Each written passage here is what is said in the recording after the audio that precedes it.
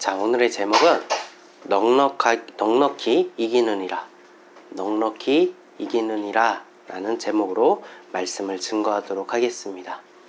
그리스도의 몸된 교회로서 그의 지체로서 진정한 행복을 누리며 살아오고 계십니까?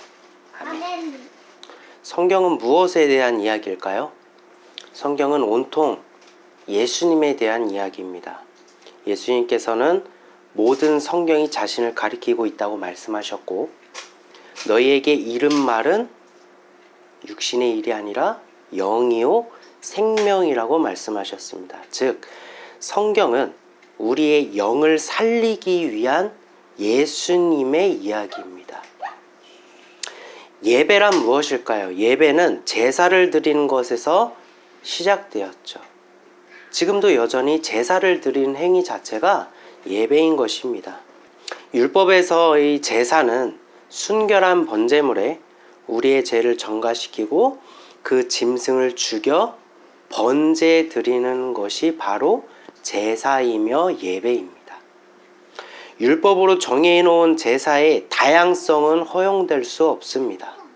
늘 하던 방식이 너무 심심하다, 조금 이젠 지루하다 라고 감히 말할 수 없고 정해진 법대로 행해야만 합니다. 그 법에서 벗어나면 생명을 얻지 못하고 죽는 것이 하나님의 법입니다. 그리고 율법과 제사 또한 오직 한 분이신 예수님을 나타내고 있습니다. 이처럼 우리가 드리는 예배, 우리가 묵상하는 성경은 오직 예수님 한 분만을 증거하기 위해 읽고 교훈을 받으며 행해야 되고 존재되어야만 합니다. 만약 예배와 말씀을 통해 예수님 이외의 다른 것들을 추구하거나 다른 마음을 품는다면 하나님을 기쁘시게 할 수 없으며 결코 생명에 이를 수 없다는 것은 모든 시대를 초월하는 성경의 진리입니다. 입맛에 맞거나 재미있는 설교란 없습니다. 설교는 우리의 영을 위해 존재하는 것이지 우리의 기분을 위해 존재하는 것이 아니기 때문입니다. 설교에는 죄인된 우리와 구원을 주시는 예수님과 이를 증거하는 성경만 존재해야 합니다. 그것만이 참 제사의 본질을 되찾는 일이며 교회가 존재하는 목적이며 우리의 영을 살리는 유일한 방법입니다. 우리는 앞서 로마서를 통해 육신이 죄악이 되고 영이 생명이 되는 하나님의 창조 속에 구원에 이를 수 없는 우리를 위하여 십자가에서 자기 자신을 내어주시고 구원을 이루신 예수님에 대해서 살펴보았습니다. 그 보혈의 십자가는 죄에 대하여 영이 죽고 의에 대하여 다시 영이 살아나는 실천이 십자가에 담겨져 있고, 그를 믿는 우리들에게 동일한 은혜를 적용시켜 주셨습니다. 오늘 본문의 말씀은 우리가 너무나도 잘 알고 있는 내용일 것입니다. 어찌 보면 로마서를 생각해 할 때 대표적으로 생각하는 말씀일지도 모르겠습니다. 특히 그 무엇도 우리를 그 예수님의 사랑에서 끊을 수 없다라는 대목에서는 많은 이들이 인생의 고난 가운데 큰 힘과 위로를 얻었을 것입니다. 아무리 힘들어도 예수님이 우리를 사랑하는 그 사랑의 끈에서 끊을 수 없다라는 거예요. 하지만 이 말씀에는 우리가 생각하는 것 그 이상의 의미가 담겨 있다는 것을 여러분 알고 계십니까? 이 본문이 전제되기 위하여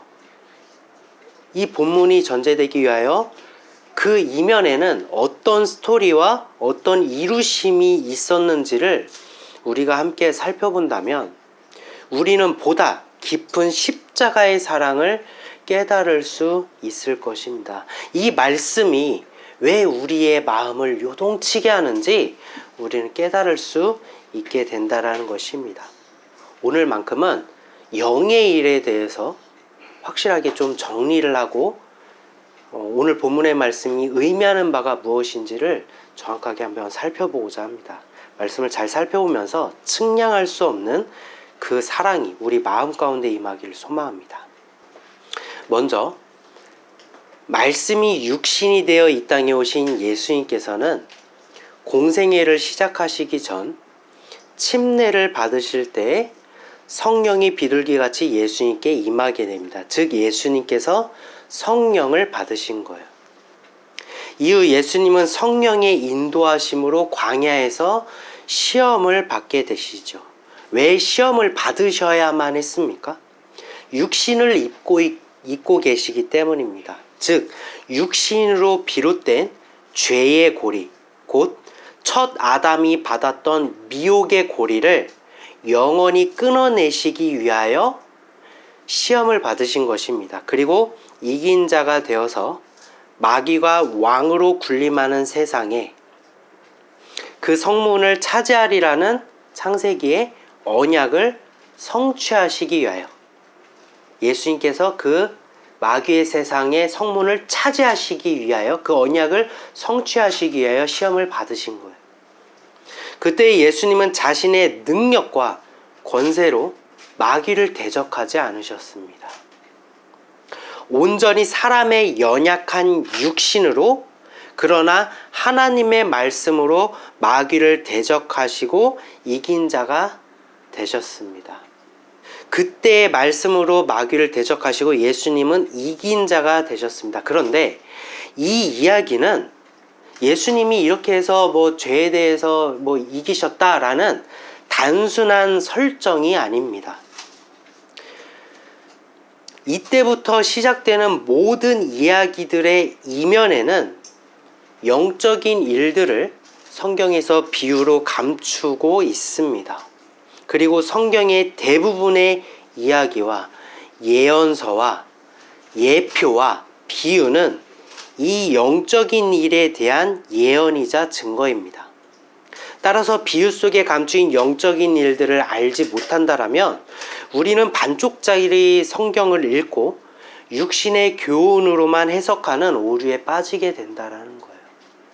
예수님께서 너희에게 이른 말은 영이요 생명이라고 말씀하셨으니 우리도 성경에서 말하는 그 영적인 이루심, 그 성취가 무엇인지를 반드시 알아야만 한다는 것입니다. 예수님께서 받으신 광야에서의 시험으로 시작하여서 십자가를 통해 다 이루시는 그날까지에 대한 영적인 일을 기록한 것이 바로 요한계시록이라고 말씀드렸죠. 먼 훗날의 일이 예언을 한 게 아닙니다. 그럼에도 불구하고 우리가 예언서다라고 말하는 것은 그 이야기가 성령을 받지 못한 자들에게는 예언이 되기 때문이에요. 성령을 받으면 그 이야기가 성취될 것이기 때문에 예수님께 나의 세상을 주겠다라고 미혹하는 마귀, 그 마귀에 대하여 요한계시록에서는 천년의 결박으로 풀려난 마귀로 비유하고 있습니다. 예전에는 뱀이요, 지금은 용이라고 비유하고 있다라는 것입니다. 1000년 동안 결박되었다라는 것은 숫자적으로 1000년을 의미하는 것이 아니라 1000대의 복이 이르리라, 즉 영원히 복을 주리라 라는 말씀과 같이 아담과 하와의 미혹 이후 하나님께서는 마귀를 영원한 세월 동안 무적행에 결박하시고 원하시는 때마다 무적행에서 도구로 사용하셨다라는 것을 의미합니다. 즉 자기 멋대로 행할 수 있는 것이 마귀가 아니라 하나님의 부리시는 영에 불과했다라는 것입니다. 성령께서는 예수님께서 시험받게 하시기 위하여 마귀의 결박을 풀으신 것입니다. 이때 풀려난 마귀가 예수님을 미혹하는 장면, 이 장면의 영적인 일이 바로 하늘의 전쟁인 거예요. 하늘의 전쟁. 계시록 12장 17절에서 9절에 기록되어 있는 하늘의 전쟁. 많은 이들이 이 하늘의 전쟁을 태초 이전의 전쟁이라고 생각합니다. 이야기 전개를 어떻게 생각하냐면 태초 이전에 전쟁이 있었고 그때 마귀가 하나님을 배신해서 루시퍼가 되고 천사장이 루시퍼가 돼서 이렇게 돼서 분열된 상태로 하나님의 왕국은 천국이고 마귀의 왕국은 지옥이다 이렇게 생각하는데 그것이 아니라 예수님께서 광야의 시험을 받으실 때에 일어난 영적인 전쟁이 바로 계시록에 증거된 하늘의 전쟁이라는 거예요. 하지만 예수님은 말씀으로 미혹을 이기사 승리하시고 이긴 자가 되심으로 아버지께로부터 무적행을 다스릴 권능을 받으십니다. 그것을 무엇으로 비유했죠? 철장으로 비유된 것이 요한계시록 2장 26절에서 27절에 기록되어 있습니다. 먼저 마귀를 이기신 이유가 무엇일까요? 마귀의 포로된 곧 마귀의 세간인 우리도 그 결박에서 벗어나 진정한 자유를 주시기 위하여 강한 자, 곧 마귀를 먼저 결박하신 것입니다. 이것이 바로 광야에서의 시험인 것입니다. 하지만 어째서인지 예수님은 마귀를 또다시 영원한 무적행에 가두는 것이 아니라 그럴 권세가 있음에도 불구하시고 공중의 권세 잡은 자로 삼으사 세상에 군림하도록 허락하셨습니다. 분명 마귀는 패하여서 예수님의 부림을 받는 존재가 되었지만 이 땅에 자기 멋대로 활개칠 수 있도록 예수님께서 의도하시고 내버려 두셨다라는 거예요. 성경의 사복음서를 한번 살펴보시기 바랍니다. 귀신 들린 자에 대한 기록이 언제나 예수님의 광야의 시험 이후인 것을 우리는 알 수 있죠. 또한 예수님을 만난 귀신들은 예수님께 무엇라 말합니까? 다시 무적행으로 들어가라 명하지 말라고 애원합니다. 다시 들어가라 명하지 말라는 것은 원래는 무적행이 있었다가 노임받게 되었다라는 것을 의미하죠. 그리고 예수님이 명하시면 들어갈 수밖에 없다라는 의미는 예수님이 무적행의 주인이 되셨다라는 것을 의미합니다. 성경은 예수님께 패한 마귀에 대하여 이렇게 증거합니다. 창세기에서는 여자의 후손, 즉 예수님께서 뱀의 머리, 곧 마귀의 머리를 상하게 하실 것이라고 기록되었고, 다윗은 예수님을 예표하는 돌로 마귀를 상징하는 골리앗의 머리를 상하게 하였습니다. 시편에서는 주께서 리워야단의 머리를 부수시고 그것을 사막에 사는 자들에게 음식물로 주셨다라고 기록하고 있으며, 계시록에서는 7머리의 용의 머리가 상한 것으로 비유하고 있죠. 즉 예수님께서 마귀를 심판하실 것이 이미 아주 오래전부터 언약돼 있던 것입니다.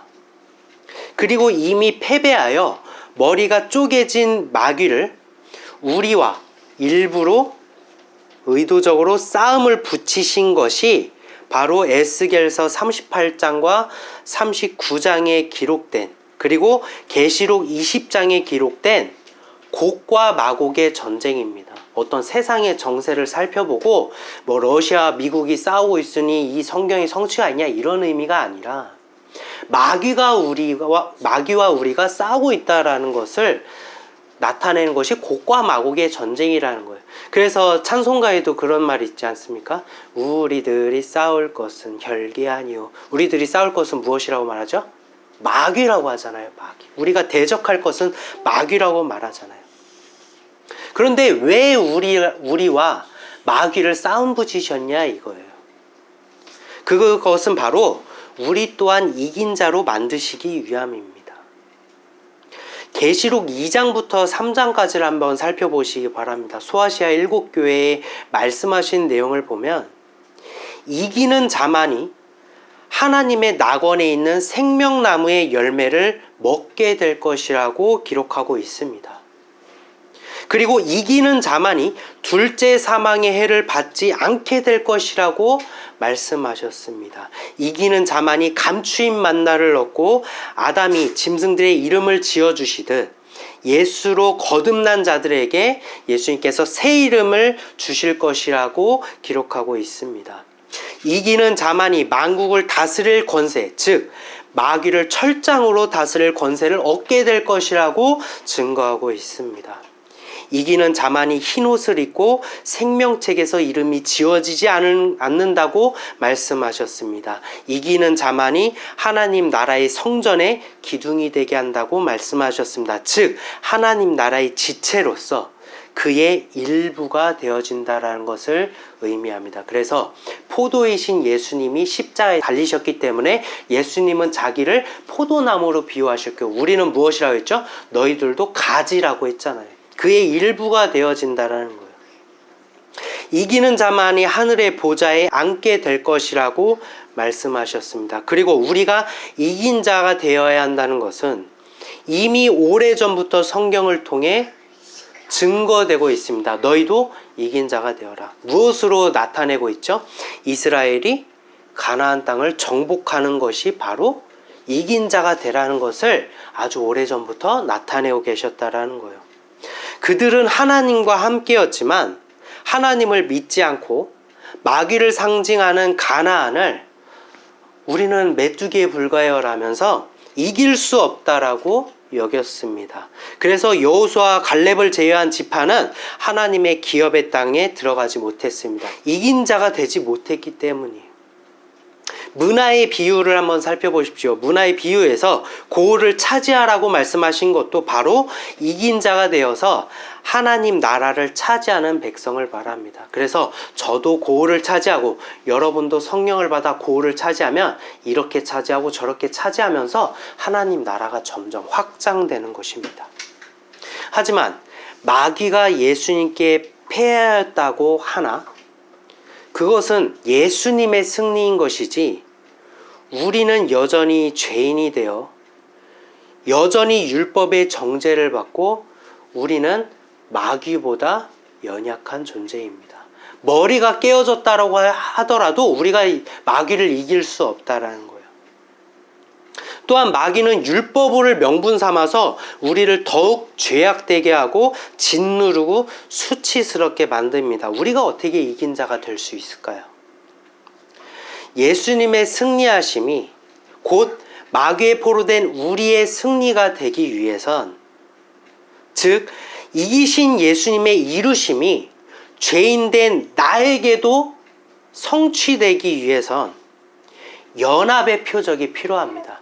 예수님과 나 사이에 동등하게 짊어질, 동등하게 연합할 그 무언가가 필요하다라는 거예요. 믿음은 언약을 믿는 것이라고 말씀드렸죠. 자신 있게 외치는 것이 믿음이 아닙니다. 언약을 믿는 거예요. 언약이 있을 때 그것을 참고 인내하는 것이 믿음입니다. 우리가 믿는 그 언약, 즉 예수님과 나 사이에 연합이 될 수 있는 그 표적, 아주 예전부터 예견되었던 그 언약이 바로 우리를 대신하여 정죄당하시고 죄값을 지불하신 십자가인 것입니다. 우리가 십자가를 믿는다는 것은 십자가의 모양을 믿는 것이 아닙니다. 예수님께서 나를 위해 모든 죄를 짊어지셨다라는 그 언약이 십자가에 담겨 있습니다. 죄에 대하여 죽고 의에 대하여 다시 살아난다는 그 언약을 믿는 것입니다. 그 언약을 믿을 때 예수님의 이루심에 우리가 연합되어집니다. 예수님은 십자가에서 그의 육신이 죽으셨습니다. 우리의 육신으로 비롯된 죄악의 고리를 죽음으로 끊어내신 것입니다. 그리고 예수님은 다 이루었다 말씀하시고 그의 영이 떠나가십니다. 어디로 떠나가십니까? 예수님의 육신이 무덤에 계시는 3일 동안 예수님의 영은 그를 믿는 자들의 영을 인치러 가십니다. 그래서 예수님께서 십자가에 달리신 그날, 이루실 그날에 대하여 뭐라고 말씀하시며 지구상에 있는 모든 자들이 볼 것이라고 말씀하신 것도 영으로서 그 일을 볼 수 있게 만드셨다라는 거예요. 그리고 이를 증거하기 위해서 무엇을 보내시죠? 두 증인을 보내잖아요. 두 증인. 요한계시록 기록된 두 증인. 모세와 엘리야. 그러면서 예수님이 그를 믿는 자들을 인치러 가셨으니, 그의 영이 인치러 가셨으니, 이 인친다는 것은 무엇입니까? 이마에다 도장 찍는다는 것일까요? 요나서는 이 인침에 대하여 이렇게 증거하고 있습니다. 예수님으로 예표된 요나는 죄악의 땅 니느웨에 도착합니다. 성경은 니느웨에 대해서 이렇게 설명합니다. 니느웨는 사흘 동안 걸을 만큼 큰 성이다. 즉, 사흘 동안 걸을 만큼이라는 것은 무엇을 의미하죠? 예수님께서 무덤에 계시는 사흘 동안 인쳐야 할 죄인의 수를 의미하고 있다라는 거예요. 그곳에서 요나는 하루 동안 외칩니다. 무엇이라고 외칩니까? 40일이 지나면 니느웨가 무너질 것이다. 큰 성이 무너질 것이라는 거예요. 죄악의 큰 성이 무너지게 될 것이라는 거예요. 40일이 지난다는 것은 예수님께서 광야에서 40일 동안 계심을 의미합니다. 그리고 이때 마귀에게 승리하심으로 니느웨, 곧 마귀가 패배하여 무너졌음을 의미하는 것입니다. 그 선포를 요나가 하루 동안 했다라는 거예요. 요나의 속마음은 불순종인데 어쩔 수 없이 하는 신용을 해야 돼서 슬렁슬렁 했다는, 그래서 하루 동안 외쳤다는 추측적인 해석이나 인본주의적인 해석이 아닙니다. 이는 사흘 동안의 인치심 중에 요나서를 통해서 하루 동안에 예수님께서 마귀를 심판하실 것을 선포하셨다라는 것을 의미하며, 호세아서의 기록과 같이 둘째 날 우리를 살리시고 셋째 날 우리를 일으켜 세우신다라는 기록으로 사흘 동안의 인침을 나타낸 거예요. 에스겔의 마른 뼈 환상을 한번 살펴보시기 바랍니다. 하나님께서 명하실 때 에스겔은 선포합니다. 그리고 마른 뼈들이 살아납니다. 그리고 일어서게 됩니다. 이것이 바로 인치심으로 죽은 영이 살아난다는 의미인 것입니다. 사도행전에 기록된 성전 미문에서 구걸하던 안진뱅이를 생각해 보시기 바랍니다. 베드로는 그에게 은과 금은 내게 없거니와 내게 있는 것을 내게 주노니 나사렛 예수 그리스도로 일어나 걸으라 선포하였습니다. 그때 그의 다리는 살아나고 역시 일으켜 세워집니다. 이처럼 인치심의 복음이 성경 곳곳에 기록되어 있다는 것입니다. 결과적으로 인침은 선포하고 살리시고 일으켜 세우시는 것이다. 하지만 예수님께서 육신이 죽으시는 그날, 곧 그때로부터 시작해서 십자가의 반때와 무덤에 계시는 한때, 두때, 곧 세 때 반 동안 우리의 유일한 구원자가 우리의 죄 때문에 육신으로 오셨지만 그 육신이 죽으신 거예요. 자, 그러면 우리에게 어떤 표적이 남게 될까요? 우리는 육신의 존재인데 예수님께서 영의 일을 우리에게 표적으로 나타내시기 위해 육신을 입으신 거예요. 근데 그 육신이 죽으셨으니 우리는 무엇으로 표적을 알 수 있을까요? 우리의 육신이 어떻게 영의 일을 알 수 있게 될까요? 우리에게는 모든 표적이 사라지게 된 것입니다. 말씀이 끊어지는 기근이 이 땅 가운데 임하게 된 것입니다. 모든 영은 세상의 왕으로 군림하는 마귀의 손에 붙임바되어 세 때의 반을 보내게 되는 것입니다.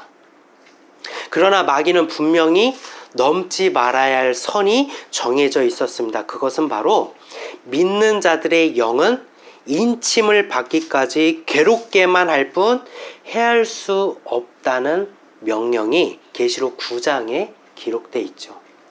그리고 말씀이 끊기는 기근 가운데서도 감람류와 포도주, 즉 예수님을 바라고 소망하는 마음을 빼앗을 수 없다라고 계시록 6장 6절에 기록되어 있습니다. 감람류와 포도주, 우리는 선한 사마리아 사람의 비유를 생각해 볼 수 있습니다. 예수님을 상징하는 선한 사마리아 사람이 율법으로 정죄받아 거반 죽게 된 그 자의 상처에 기름과 포도주를 부은 이유도 바로 예수 그리스도의 소망이 끊어질 수 없는 계시록의 증거를 비유하고 있는 것입니다. 결국 무저갱에서 풀려난 마귀에 의해 믿지 않는 자들의 영은 죽게 됩니다. 반면 믿는 자들의 영은 죽지는 못하고 끔찍한 박해에 시달리게 되니 이 모습을 보여주는 것이 바로 욥기서인 것입니다. 하나님은 분명 욥을 사랑하셨습니다. 그러나 마귀에게 그를 괴롭힐 권세를 주시고 그의 생명만은 해할 수 없도록 하셨습니다. 마치 요한계시록에서 믿는 자들의 영은 괴롭게만 할 뿐 해할 수 없다라는 증거와 같지요. 전도서에 기록된 학대자와 학대받는 자들의 눈물이 바로 이에 대한 증거입니다. 욥이 스스로 의롭고 떳떳하게 여겼던 모든 것들이 그를 구원해 주지 못했습니다. 그는 참혹함 속에서 죽지 못하고 자기의 생일을 저주하기까지 했습니다. 욥을 사랑하시고 욥을 의인이라 말씀하신 하나님께서는 왜 그날에 침묵하셨습니까? 바로 예수님께서 죽으신 그날을 의미하고 있기 때문입니다. 하지만 하나님께서 그에게 다시 임하실 때 하나님은 무엇을 말씀하십니까? 리워야단, 곧 마귀를 심판하실 것을 말씀하십니다. 네, 맞습니다. 인침의 하루, 곧 마귀를 심판하실 것, 니느웨가 무너질 것이라는 언약의 선포가 성취되는 장면인 것입니다. 하지만 예수님께서 죽으시는 셋째의 반은 그럼에도 불구하고 너무나 끔찍한 고통입니다. 우리는 지난 시간 영의 구원이 없는 고통이 얼마나 고통스러운 일인지 연수를 깨달은 다니엘의 모습에서 살펴볼 수 있었죠. 말씀이 육신이 되어 오신 유일한 구원자가 죽으시는 날, 이때가 바로 성경에서 말하는 가장 큰 환난의 날입니다. 어떤 핵전쟁이 나중에 벌어져서 큰 환난이 이 날을 이야기하는 게 아니라는 거예요. 우리의 유일한 구원자가 죽으시는 날, 그날이 가장 큰 환난의 날이다. 마태복음에서 배에 오른 제자들이 큰 풍랑을 만나 두려워할 때 예수님께서 주무시고 계셨던 것도 바로 예수님은 죽으시고 믿는 자들은 고통당하는 그날을 비유하고 있는 것입니다. 그리고 또한 이때가 바로 믿음이 드러나는 순간이기도 합니다. 처음에는 자신만만합니다. 욥도 그랬습니다. 왜죠? 자신의 의로움이 있었기 때문에, 그것이 뒷받침되었기 때문에 자신은 이 환난에서 떳떳할 수 있다라고 여겼습니다. 그러나 시간이 지날수록 자신이 잘해서 떳떳한 모든 것들은 다 떨어져 나가고 온전한 죄인이 되어 구원만을 갈망하게 되었습니다. 예수님도 육신의 연약함을 아십니다. 겟세마네에서 기도할 때 3번을 제자들에게 찾아가실 때에도 무덤에 계시는 사흘을 의미합니다. 예수님께서 첫 번째, 두 번째 찾아오실 때마다 제자들은 어떻게 하고 있었죠? 자고 있었잖아요. 그때 제자들이 자고 있었다라는 것은 그들의 영이 육신의 연약함으로, 즉 예수님께서 무덤에 계시는 그날에 마귀에게 짓눌려 버렸음을 의미하고 있는 것입니다. 그래서 잠들어 있는 것으로 나타내고 있는 거예요. 그런데 예수님께서는 어째서인지 3번째 다가오실 때 이제는 자고 쉬라고 말씀하셨습니다. 왜일까요? 사흘 만에 부활하셨기 때문이에요. 사흘째 예수님께서 모든 것을 부활하심으로 다 성취하시고 안식을 여셨기 때문입니다. 안식을 여셨으니 이제는 우리의 연약함을 예수님께서 다 청산하셨으니 자고 쉬라고 말씀하셨던 것입니다. 즉 예수님께서 사흘 만에 인치심을 마치신 것은 우리의 육신의 연약함을 아시고 더 지체되지 않도록 그날을 감하셨다라고 성경은 기록하고 있습니다. 마찬가지로 사흘 후에 부활하셨다가 아니라 사흘 만에 부활하셨다라는 것도 그 날을 감하셨다라는 의미가 그 안에 담겨져 있다라는 것을 우리는 알 수 있죠. 하지만 예수님께서 인치심을 마치실 때에 진정한 심판이 임하게 됩니다. 다 끝인 줄 알았지만 하나님의 법은 지켜져야만 했습니다. 하나님은 그리스도의 몸, 곧 십자가의 본을 따라 그와 연합한 자들의 영을 죽이십니다. 계시록에서는 성도들의 영을 곡식으로 비유하여서 예리한 낫으로 베어 추수하는 것으로 계시록 14장에 기록하고 있죠. 예수님은 이 일이 찾아오실 것을 미리 아셨습니다. 그래서 이렇게 말씀하셨습니다. 눈을 들어 밭을 보라 희어져 추수하게 되었더라. 영의 일을 영으로 바라보시고 믿는 자들의 영이 추수되어질 것, 즉 낫을 되어 죽게 될 것을 예수님은 미리 아셨다라는 거예요.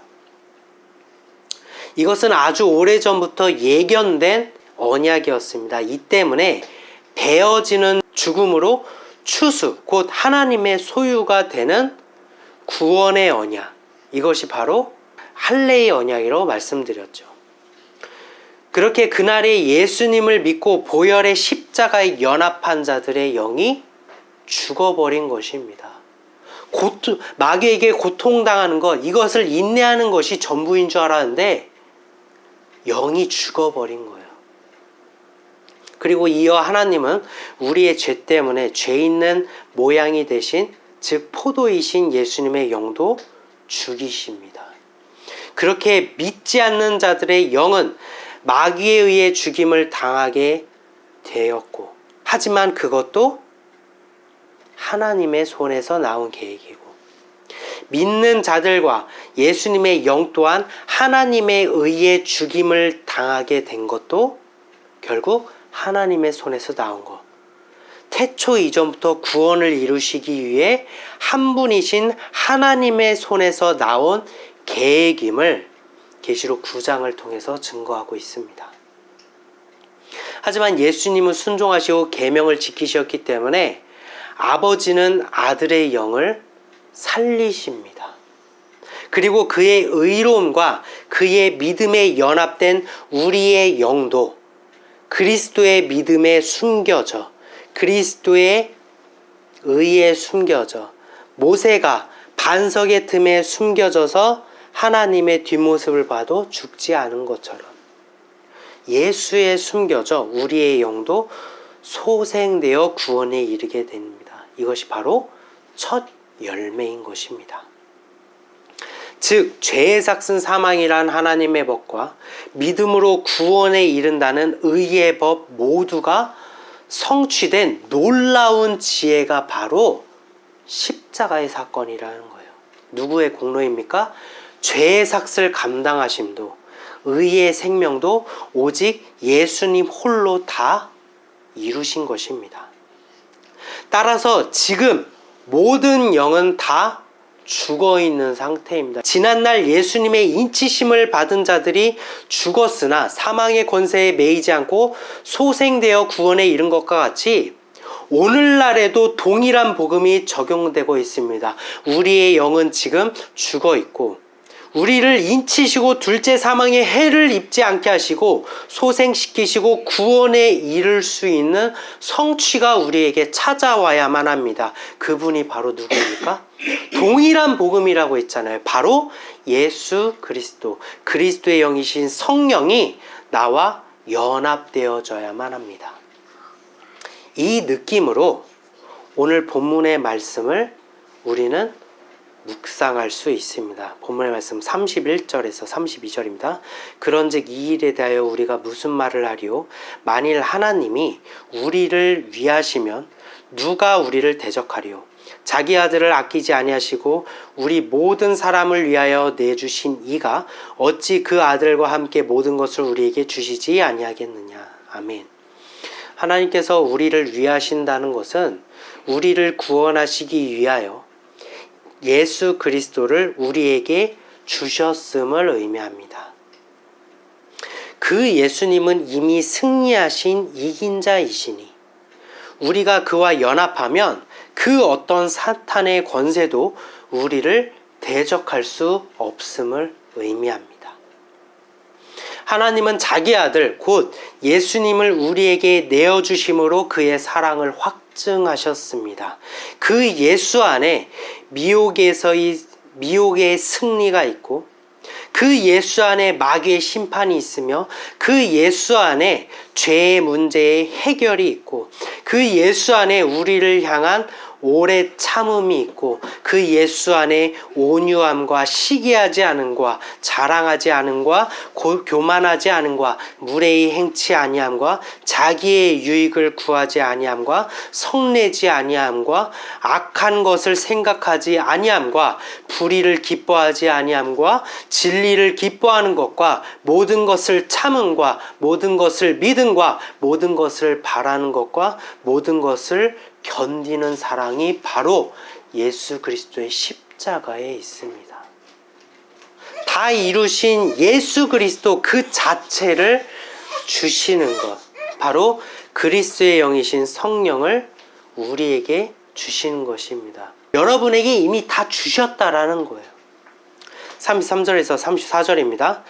누가 능히 하나님께서 택하신 자들을 고발하려 의롭다 하신 이는 하나님이시니 누가 정죄하려 죽으실 뿐 아니라 다시 살아나신 이는 그리스도 예수시니 그는 하나님의 우편에 계신 자요 우리를 위하여 간구하시는 자시니라. 아멘. 예수님께서 우리를 위하여 십자가에서 모든 정죄를 받으셨습니다. 하나님은 모든 저주와 그의 진노를 십자가에 달리신 예수님께 다 쏟아내셨습니다. 예수님께서 하나님의 선하신 뜻, 곧 하나님의 우편에 계시는 예수님께서 저와 여러분을 위해 다 감당하셨다라는 거예요. 우리가 도대체 무엇이기에 아무런 죄가 없으신 예수님께서 다 짊어져야만 하는 것입니까? 사도행전 17장 31절입니다. 이는 정하신 사람으로 하여금 천하를 공의로 심판할 날을 작정하시고 이에 그를 죽은 자 가운데서 다시 살리신 것으로 모든 사람에게 믿을 만한 증거를 주셨음이니라 하니라. 바로 우리에 대한 사랑을 확증하시고 그 증거를 나타내시기 위하여 예수님 곧 하나님 자신이 십자가에서 다 짊어지셨다라는 거예요. 여러분, 세상에서 사랑을 갈구하지 마시고 이미 여러분을 사랑하시고 그 사랑을 자신의 죽음으로 그리고 부활로 확증하신 하나님께로 나아갑시다.